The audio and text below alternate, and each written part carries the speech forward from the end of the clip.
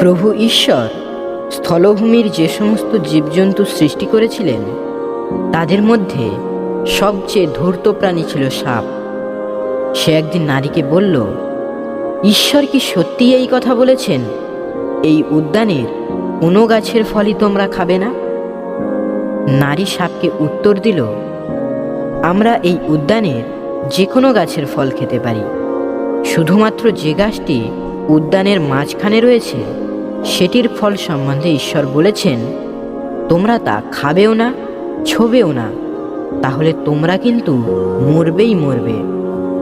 তখন সাপ নারীকে বলল, কখনো না, তোমরা মরবেই না।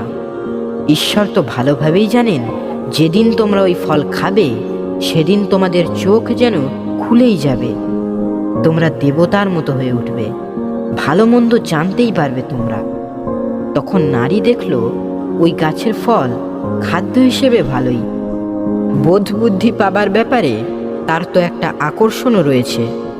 তাই সে তখন গাছ থেকে কয়েকটি ফল পেড়ে নিয়ে নিজে খেলো, পাশে দাঁড়ানো তার স্বামীকেও দিল, আর সেও তা খেয়ে নিল।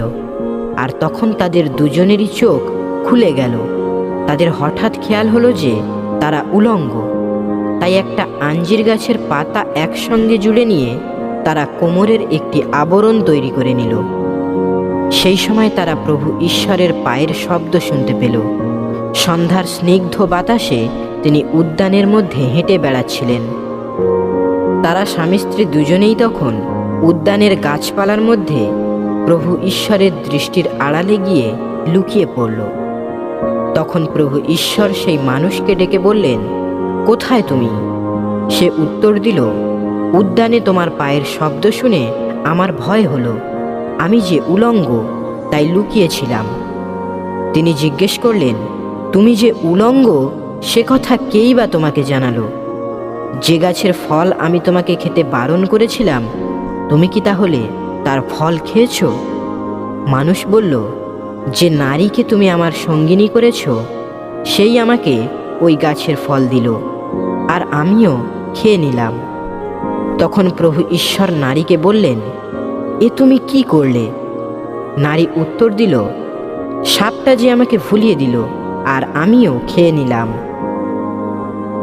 তখন প্রভু ঈশ্বর সাপকে বললেন, এ কাজ করেছ বলে সমস্ত গবাদি পশু ও স্থলভূমির সমস্ত জীবজন্তুর মধ্যে তুমি অভিশপ্ত হয়ে থাকবে।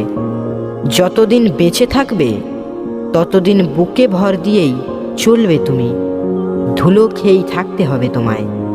তোমার ও নারীর বংশের মধ্যে আমি শত্রুতা জাগিয়ে তুলব। তার বংশের মানুষ তোমার মাথায় আঘাত হানবে, আর তুমি তাদের পায়ের গোড়ালিতে ছোবল মারবে।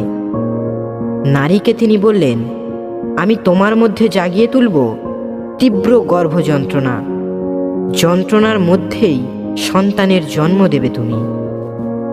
মনে মনে তুমি স্বামীকে পেতে চাইবে, অথচ সেই স্বামীই তোমার ওপর প্রভুত্ব করবে। তারপর আদমকে তিনি বললেন, স্ত্রীর কথা শুনেছ বলে যে গাছের ফল আমি তোমাকে খেতে বারণ করেছিলাম তার ফল খেয়েছ বলে তোমারই জন্যে পৃথিবীর মাটি অভিশপ্ত হয়ে থাকবে। যতদিন বেঁচে থাকবে ততদিন তোমাকে কষ্ট করেই তার বুক থেকে খাবার জোগাড় করে নিতে হবে। ওই মাটি তোমার জন্যে ফলাবে যত কাঁটা গাছ আর শিয়াল কাঁটা। স্থলভূমির যত উদ্ভিদ সেগুলোই হবে তোমার খাদ্য। মাথার ঘাম পায়ে ফেলেই তোমায় মুখের খাবার জোগাড় করতে হবে, যতদিন না তুমি আবার মাটির বুকে ফিরে যাও। কেননা ওই মাটির বুক থেকেই তোমাকে যে একদিন তুলে আনা হয়েছিল, আর সত্যিই তো ধুলো তুমি, ধুলোতেই তোমাকে আবার ফিরে যেতে হবে। পরে আদম তার স্ত্রীর নাম রেখেছিল হবা, অর্থাৎ জীবনময়ী, কেননা সে জীবিত সব মানুষেরই জননী। প্রভু ঈশ্বর আদম ও তার স্ত্রীর জন্যে চামড়ার পোশাক তৈরি করে তাদের তা পরতে দিলেন।